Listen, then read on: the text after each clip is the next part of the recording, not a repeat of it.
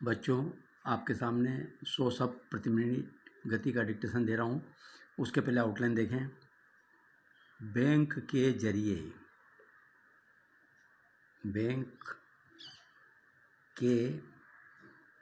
जरिए किसी राजनीतिक पार्टी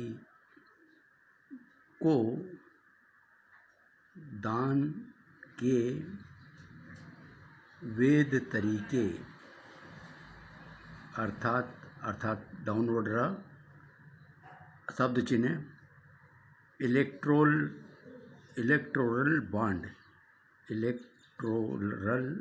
बॉन्ड को आधा कर दें और यहाँ ऐसा गोला लगा दें। इलेक्टोरल बॉन्ड पर सुप्रीम कोर्ट का निर्णय का सब चिन्ह यह लगा दें। चुनावी पारदर्शिता, पार को डबल कर दें, पारदर्शिता बढ़ाने की दिशा में सकारात्मक और स्वागत योग्य है। शुक्रवार को कोर्ट आधा कर दिया। कोर्ट ने इस चर्चित को आधा कर दे पास में चर्चित और विवादित बॉन्ड पर तक वादा करके तत्काल रोक तो नहीं लगाई, लेकिन उसकी गोपनीयता, गपता से गोपनीयता का सब चिन्ह है, गोपनीयता को अंधेरे से उजाले में लाने का संकेत आधा कर दें दे दिया है, पूर्ण विराम। हालांकि गोपनीयता के नाम पर, गोपनीयता और के नाम पर अलग लिखने की ज़रूरत नहीं, यहाँ सिर्फ पर लगा दें, के नाम पर हो जाएगा, एडवांस एकदम। गोपनीयता के नाम पर यह अंधेरा जना को हाफ कर दे, जनता के लिए अभी कायम रहने वाला है, लेकिन तमाम राजनीतिक पार्टियों, ये पार्टी उधर बना दिया, को बंद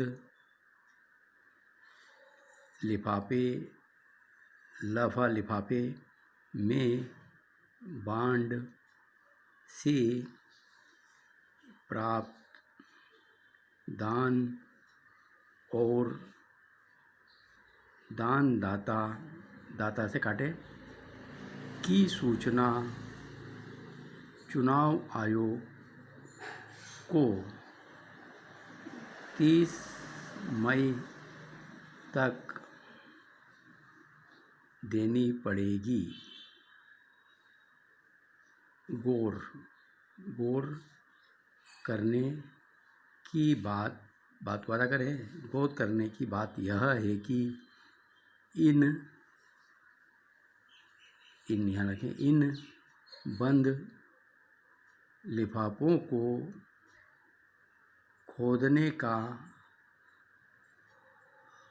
हक सुप्रीम कोर्ट ने चुनाव आयोग को भी नहीं दिया है। इस बॉन्ड के बारे में सुप्रीम कोर्ट आगे सुनवाई करेगा। ये इसको बड़ा कर देंगे, आयकर कानून का न लगा दें। चुनावी कानून और बैंकिंग नियमों के तहत इसकी उपयोगिता देखना और चुनावी पारदर्शिता के साथ समन्वय बैठाना, ऋषि वाले आप ऐसा भी बना सकते हैं, बैठाना जरूरी है। इस बांड की शिकायत नई नहीं है। भाजपा को छोड़ को डबल कर दो। उन तमाम पार्टियों में रोष रहा है जिनको इस बांड के जरिए दान नहीं मिल रहा है। सुप्रीम कोर्ट ने इस बात को वादा करें, इस बात पर भी ध्यान दिया है कि सत्ताधारी मात्रा निकालते धारी पार्टी इस बांड से ज़्यादा फायदे का सब चीज़ फ़ायदा उठा रही है। अनुमान इशारा करते हैं कि कुल इलेक्टोरल बांड का 95% से 97% हिस्सा केवल सत्ताधारी पार्टी के खाते में गया है। बांड प्रयोग के पहले चरण में सिद्ध हो गया है कि जो भी सत्ता में रहेगा वह इसके फायदे का सब चीज़ है, फायदे ज़्यादा लेगा। एक दूसरा खतरा यह भी है कि दान और दानदाता के बारे में सूचना केवल जनता के लिए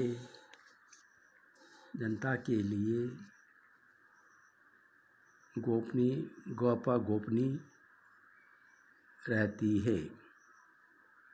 बैंक और सरकार को यह अच्छे से पता है कि कौन किसको धन दे रहा है। आज जो पार्टी सरकार में नहीं है, कल वह सरकार में आएगी का शब्द चिन्ह, तो वह भी जान जाएगी कि पिछली का सब चिन्ह पिछली सत्ताधारी पार्टी को कौन कितना धन दे रहा था। हमें सोचना होगा कि ऐसी गोपनीयता लोकतंत्र के हित में नहीं हैं। जो दान को लगभग का सब चिन्ह एक तरफा कर दे, जो राजनीतिक विद्वेष बढ़ा दे, जो दानदाता को मुश्किल में डाल दे। बेशक इस बाण को काले धन के प्रयोग में कमी लाने और राजनीतिक चंदे को वैध बनाने के मकसद से लाया गया है।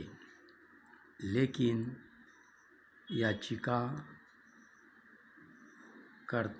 की शिकायत है कि ऐसा नहीं हो रहा है। जानकारों के अनुसार, जानकार को बड़ा कर दें और के अनुसार का एक टिक लगा दें, के अनुसार फर्क केवल इतना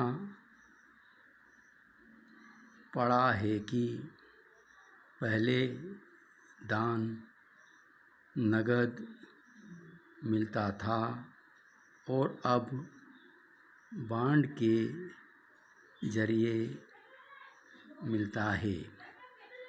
गोपनीयता पहले भी थी और आज भी है, लेकिन बड़ा प्रश्न यह है कि ऐसी अतार्किक गोपनीयता और उसका ऐसा हास्यास्पद बचाव कब तक किया जाएगा। लोकतांत्रिक शक्ति की एक मूलभूत अनिवार्यता है पारदर्शिता। राजनीतिक हिसाब किताब में पारदर्शिता यदि नहीं रहेगी तो राजनीति कितनी विश्वसनीय होगी। हमारे देश में राजनीतिक पार्टियां सूचना के अधिकार के दायरे में नहीं आती। वे दान लेकर सेवा का दावा करती है, लेकिन उपभोक्ता कानूनों के दायरे में नहीं आती। वाकई हमें राजनीति और चुनाव सुधार की दिशा में एक लंबा सफ़र तय करना है। पारदर्शिता से राजनीतिक पार्टियों को अंततः लाभ ही होगा। उन्हें तब गोपनीयता का कोई बोझ नहीं ढोना होगा। तो बच्चों, ये आपने आउटलाइन देखी। अब आप इसका डिक्टेशन देखें 100 की स्पीड का। बैंक के जरिए किसी राजनीतिक पार्टी को दान के वैध तरीके अर्थात इलेक्टोरल बॉन्ड पर सुप्रीम कोर्ट का निर्णय चुनावी पारदर्शिता बढ़ाने की दिशा में सकारात्मक और स्वागत योग्य है। शुक्रवार को कोर्ट ने इस चर्चित और विवादित बांड पर तत्काल रोक तो नहीं लगाई, लेकिन उसकी गोपनीयता को अंधेरे से उजाले में लाने का संकेत दे दिया है।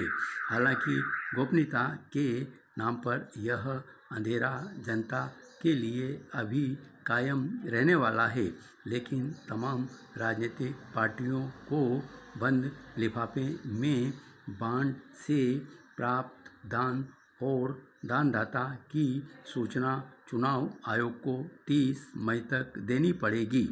गौर करने की बात यह है कि इन लिफाफों को खोलने का हक सुप्रीम कोर्ट ने चुनाव आयोग को भी नहीं दिया है। इस बांड के बारे में सुप्रीम कोर्ट आगे सुनवाई करेगा। आयकर कानून, चुनावी कानून और बैंकिंग नियमों के तहत इसकी उपयोगिता देखना और चुनावी पारदर्शिता के साथ समन्वय बिठाना जरूरी है। इस बांड की शिकायत नई नहीं है। भाजपा को छोड़कर उन तमाम पार्टियों में रोष रहा है जिनको इस बांड के जरिए दान नहीं मिल रहा है। सुप्रीम कोर्ट ने इस बात पर भी ध्यान दिया है कि सत्ताधारी पार्टी इस बांड से ज़्यादा फायदा उठा रही है। अनुमान इशारा करते हैं कि कुल इलेक्टोरल बांड का 95% से 97% हिस्सा केवल सत्ताधारी पार्टी के खाते में गया है। बांड प्रयोग के पहले चरण में सिद्ध हो गया है कि जो भी सत्ता में रहेगा वह इसके फायदे ज़्यादा लेगा। एक दूसरा खतरा यह भी है कि चुनाव और दानदाता के बारे में सूचना केवल जनता के लिए गोपनीय रहती है। बैंक और शुक्रवार को यह अच्छे से पता है कि कौन किसको धन दे रहा है। आज जो पार्टी सरकार में नहीं है, कल वह सरकार में आएगी, जो वह भी जान जाएगी कि पिछली सत्ताधारी पार्टी को कौन कितना धन दे रहा था। हमें सोचना होगा कि ऐसी गोपनीयता लोकतंत्र के हित में नहीं है, जो दान को लगभग एक तरफा कर दे, जो राजनीतिक विद्वेष बढ़ा दे, जो दानदाता को मुश्किल में डाल दे। बेशक इस बांड को काले धन के प्रयोग में कमी लाने और राजनीतिक चंदे को वैध बनाने के मकसद से लाया गया है, लेकिन याचिकाकर्ताओं की शिकायत है कि ऐसा नहीं हो रहा है। जानकारों के अनुसार फर्क केवल इतना पड़ा है कि पहले दान नगद मिलता था और अब बांड के जरिए मिलता है।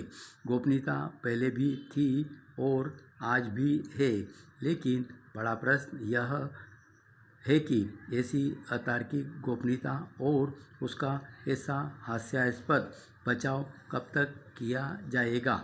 लोकतांत्रिक शक्ति की एक मूलभूत अनिवार्यता है पारदर्शिता। राजनीतिक हिसाब किताब में पारदर्शिता नहीं रहेगी तो राजनीति कितनी विश्वसनीय होगी। हमारे देश में राजनीतिक पार्टियां सूचना के अधिकार के दायरे में नहीं आती। वे दान लेकर सेवा का दावा करती हैं, लेकिन उपभोक्ता कानूनों के दायरे में नहीं आती। वाकई हमें राजनीति और चुनाव सुधार की दिशा में एक लंबा सफ़र तय करना है। पारदर्शिता से राजनीतिक पार्टियों को अंततः लाभ ही होगा। उन्हें यह गोपनीयता का कोई बोझ नहीं ढोना होगा। बच्चों, ये 100 की स्पीड का डिक्टेशन था। अगर आपको पसंद आता है तो लाइक भी करें, और इसमें बहुत छोटी छोटी मैंने आउटलाइन बनाने की कोशिश करी है, जो आधुनिक परिप्रेक्ष्य में जिसका उपयोग करेंगे आप, और जितना ज़्यादा करेंगे उतनी ज़्यादा स्पीड बढ़ेगी। धन्यवाद।